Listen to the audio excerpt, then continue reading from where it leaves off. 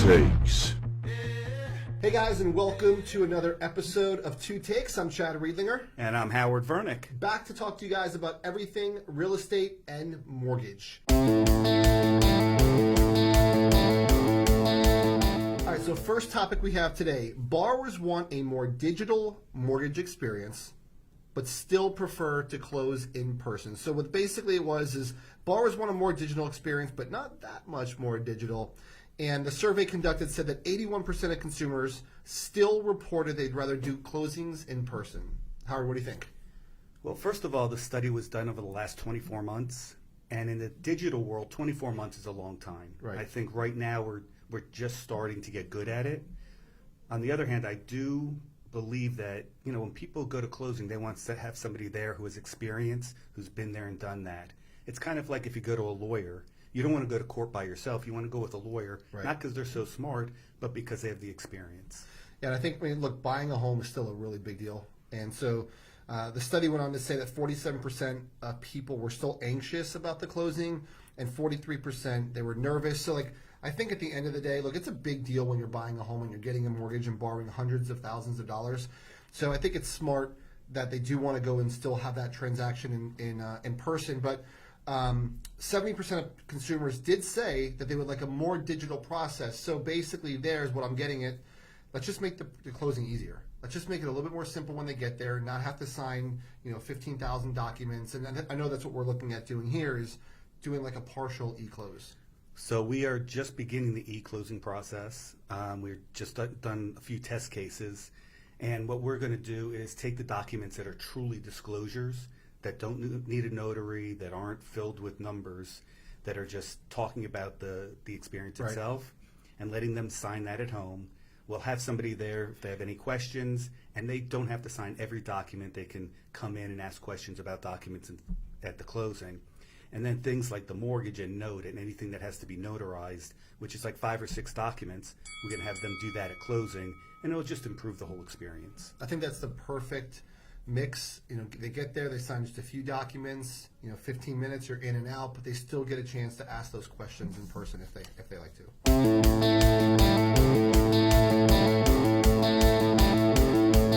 So our second article is about our president, Mr. Trump, and he's saying that homelessness is hurting real estate prestige and will destroy cities.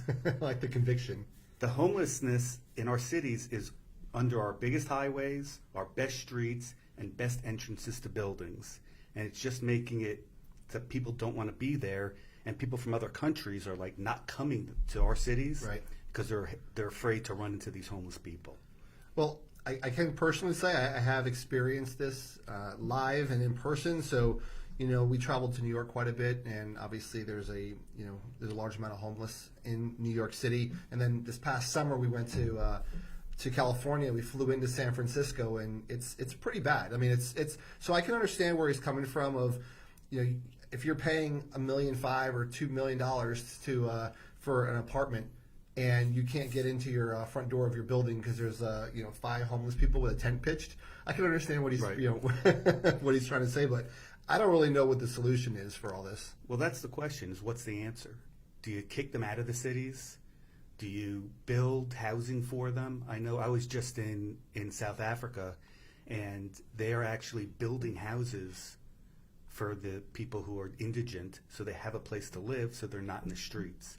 And I guess it's where to spend our tax dollars, Right. And we have to take care of people. They're animals, but they're not animals. Yeah, no, it's They're I have a human soft beings. spot for it. I mean, it's hard because you don't want to not have compassion, right? You don't know the situation that put them on the street, but at the same time, it is a big detriment for the people. And it's like, why are they flock to the major cities? I think that's another question is, why is it like they go to the highest priced areas? I guess they could say they live in New York City. Now, I did see that California Governor Gavin Newsom asked Trump on Monday to approve more housing vouchers. So I guess to your point, that could be a solution of giving people housing vouchers to help them subsidize higher rents in those areas. I don't know what the answer is, but we're treating our dogs better than we're treating our people, and we have to figure out a way to help them.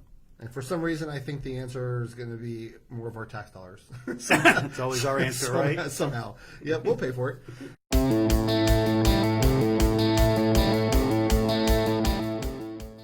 All right, so next up, we have the median age of home buyers is now 47 years old.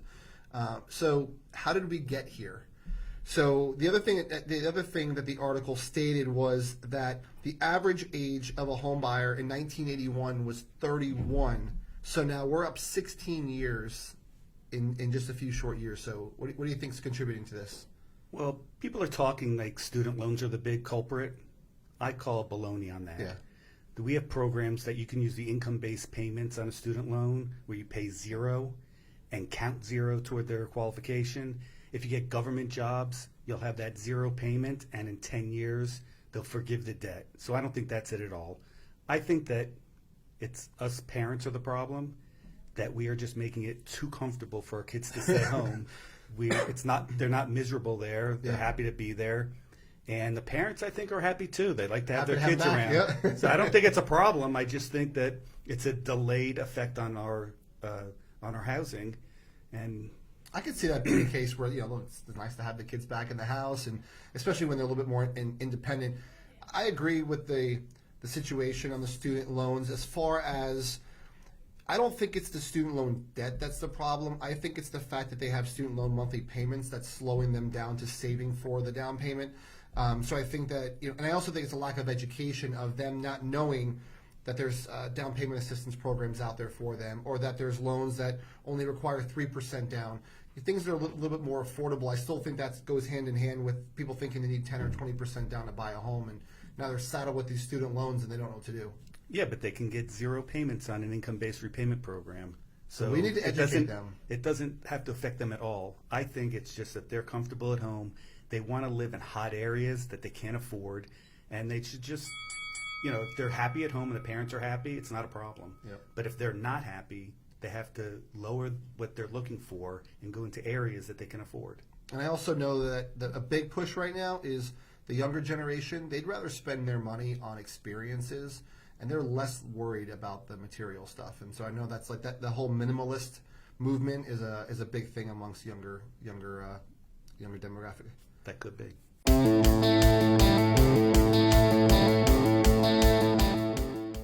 Headlines. Climate change could end mortgages as we know them.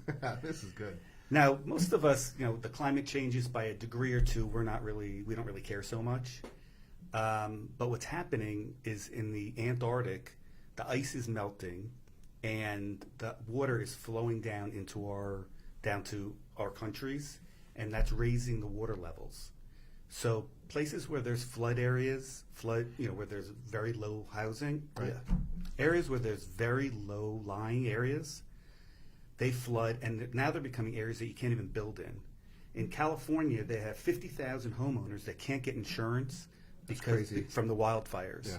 So the whole issue is that we have to do something about it now and not wait till it becomes a problem, and not wait till our cities become downtrodden and then we come up with this great idea to do something about it. I gotta be honest. When I first read the line of climate change could end mortgages, I'm like, okay, because I'm only looking at it really from my own bubble. And look, I've lived my whole life in South Florida, so what's one more degree hotter, right? So for me, it's just like that's all BS. I didn't even associate it with the flooding part. And so I know that you recently witnessed this in person.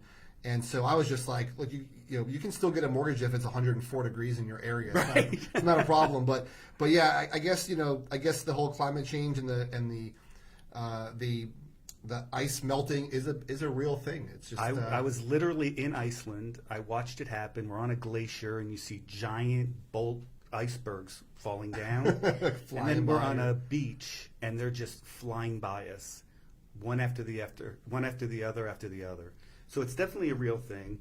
I guess the only upside to this, while some people will lose out, I might end up with waterfront property soon. You're pretty close. So, hey, you know what? For everybody who has to go through a hardship, somebody else has to benefit, right? So Howard's going to be on the Atlantic Ocean soon. So, guys, we hope you enjoyed another episode of Two Takes. I know Howard and I enjoy doing this and bringing you guys cool information that's relevant to you. If you have any questions, please ask us in the comments below. And what do you think?